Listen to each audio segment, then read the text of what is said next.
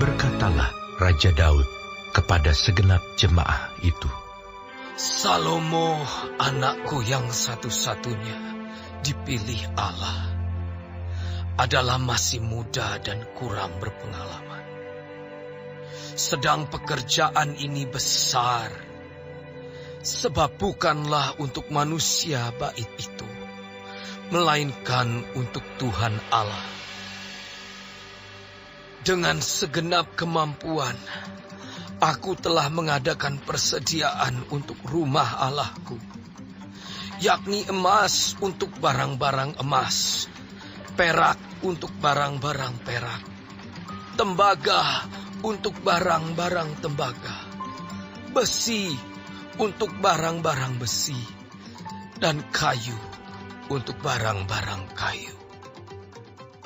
Batu permata Shoham dan permata tatahan, batu hitam dan batu permata yang berwarna-warna, dan segala macam batu mahal-mahal, dan sangat banyak buah lam. Lagi pula oleh karena cintaku kepada rumah Allahku, maka sebagai tambahan pada segala yang telah kusediakan bagi rumah kudus, aku dengan ini memberikan kepada rumah Allahku dari emas dan perak kepunyaanku sendiri 3.000 talenta emas dari emas Ofir, dan 7.000 talenta perak murni untuk menyalut dinding ruangan, yakni emas untuk barang-barang emas, dan perak untuk barang-barang perak, dan untuk segala yang dikerjakan oleh tukang-tukang. Maka siapakah pada hari ini yang rela memberikan persembahan kepada Tuhan? Lalu para kepala puak dan para kepala suku Israel, dan para kepala pasukan 1.000 dan pasukan 100, dan para pemimpin pekerjaan untuk raja menyatakan kerelaannya. Mereka menyerahkan untuk ibadah di rumah Allah 5.000 talenta emas dan 10.000 dirham, 10.000 talenta perak dan 18.000 talenta tembaga, serta 100.000 talenta besi. Siapa yang mempunyai batu permata, menyerahkannya kepada Yehiel, orang Gerson itu, untuk perbendaharaan rumah Tuhan. Bangsa itu bersukacita karena kerelaan mereka masing-masing, sebab dengan tulus hati mereka memberikan persembahan sukarela kepada Tuhan. Juga Raja Daud sangat bersukacita. Lalu Daud memuji Tuhan di depan mata segenap jemaah itu. Berkatalah Daud, Terpujilah Engkau ya Tuhan, Allahnya Bapa kami Israel, dari selama-lamanya sampai selama-lamanya. Ya Tuhan, punyamulah kebesaran dan kejayaan, kehormatan, kemasyuran dan keagungan. Ya, segala-galanya yang ada di langit dan di bumi. Ya Tuhan, punyamulah kerajaan, dan Engkau yang tertinggi itu melebihi segala-galanya sebagai kepala. Sebab kekayaan dan kemuliaan berasal daripadamu, dan Engkaulah yang berkuasa atas segala-galanya. Dalam tangan-Mulah kekuatan dan kejayaan. Dalam tangan-Mulah kuasa membesarkan dan mengokohkan segala-galanya. Sekarang, ya Allah kami bersyukur kepadamu dan memuji nama-Mu yang agung itu.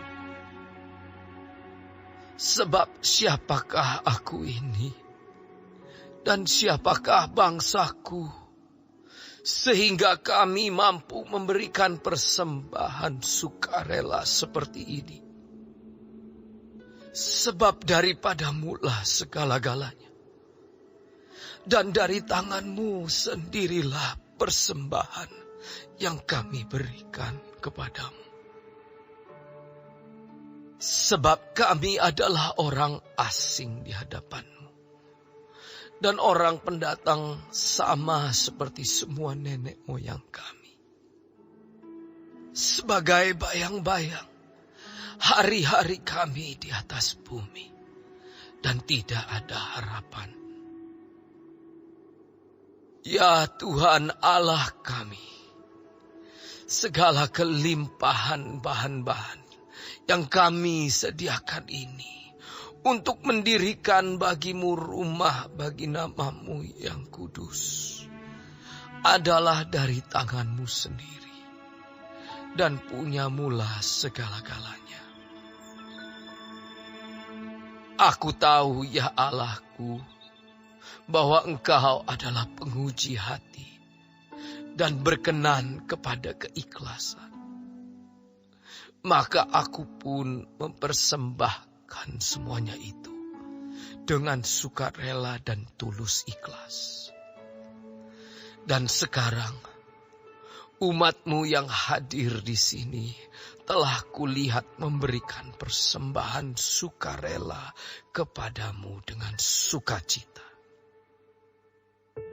Ya Tuhan Allah Abraham, Ishak dan Israel, bapa-bapa kami, peliharalah untuk selama-lamanya kecenderungan hati umat-Mu yang demikian ini, dan tetaplah tujukan hati mereka kepadamu.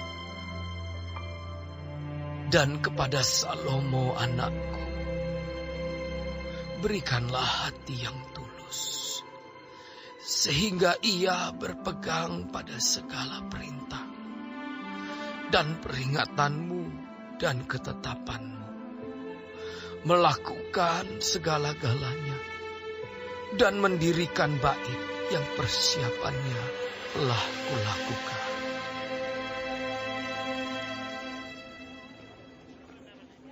Kemudian berkatalah Daud kepada segenap jemaah itu, Pujilah kiranya Tuhan Allah-Mu. Maka segenap jemaah itu memuji Tuhan, Allah nenek moyang mereka. Kemudian mereka berlutut dan sujud kepada Tuhan dan kepada Raja.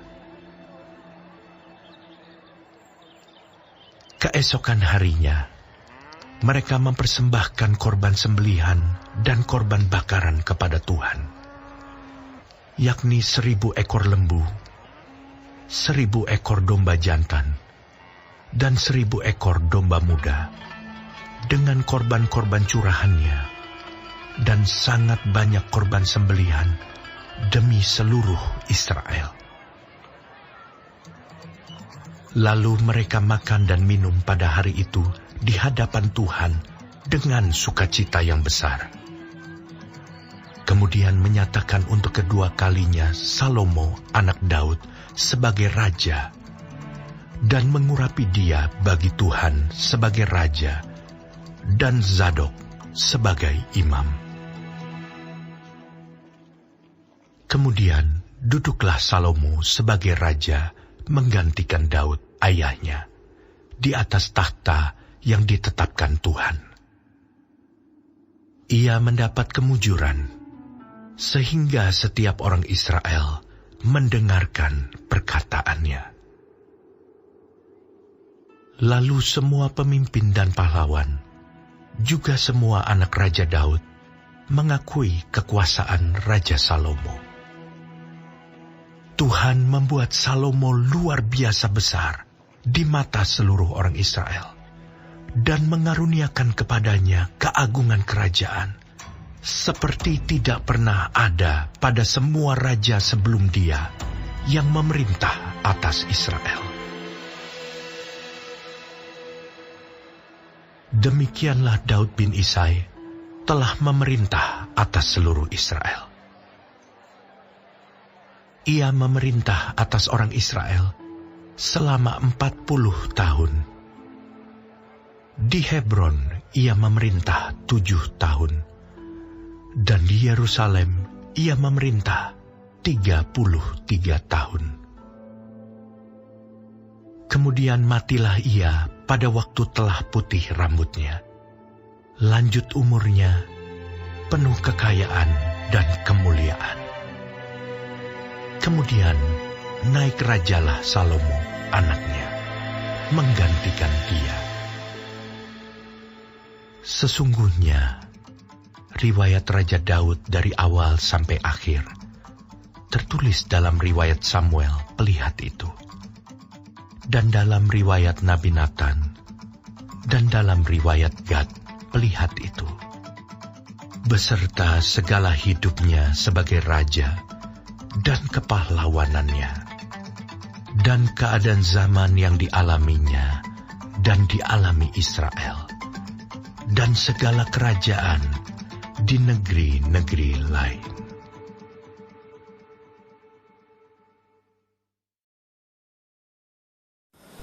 Shalom saudara-saudaraku yang kekasih di dalam Tuhan Yesus. Puji Tuhan kalau kita masih diberi kesempatan hidup dan mempelajari firman Tuhan dari 1 Tawari 29 mengenai sumbangan untuk pembangunan bait suci, nyanyian pujian Daud, Salomo menjadi raja dan Daud wafat. Tuhan Yesus memberkati. Saudara, Daud berbicara kepada para pembesar Israel dan seluruh rakyat tentang beberapa hal. Yang pertama, keperluan, dukungan, keuangan, dan dukungan moral bagi pembangunan bait sucinya Tuhan.